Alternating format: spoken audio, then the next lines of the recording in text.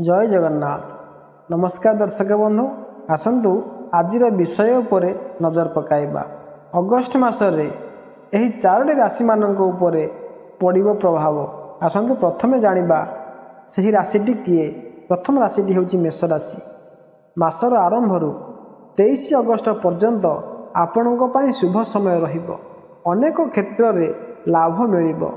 August रे अधिक खर्च वृद्धि घटिबाकू जाउछि, जार प्रभाव आपणकर घरर बजेट उपरे पड़िबो।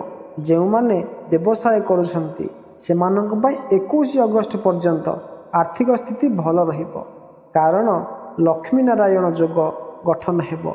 कठिन परिश्रम करुथिबा लोकंक पई एही मासटी अति भलरे कटिबो। द्वितीय राशिटी हेउची सिंह राशि। सिंह राशि व्यक्ति माने एही मासरे ग्रह परिवर्तन हेबो।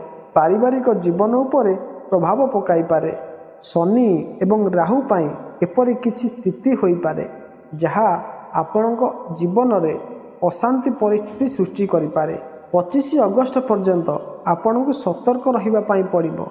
आपणको स्वास्थ्य संबंधी समस्यार सामना करिबाकू पड़ी पारे, तेणु जीवन शैली खाइबा अभ्यास प्रति ध्यान दियंतु। तृतीयटी हेला धनु राशि।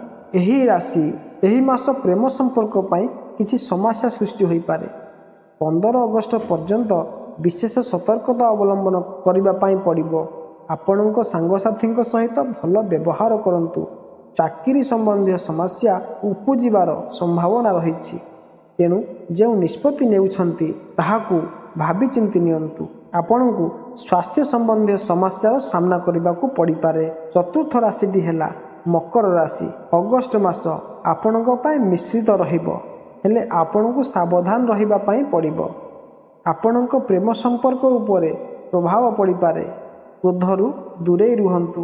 रागरे कौनसी निष्पत्ति नियंतु नाही, नचेत क्षति रे पड़ी पारंती, समस्या रे पड़ी पारंती।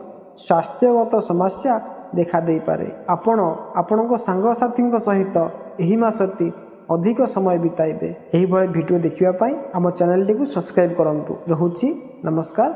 जय जगन्नाथ।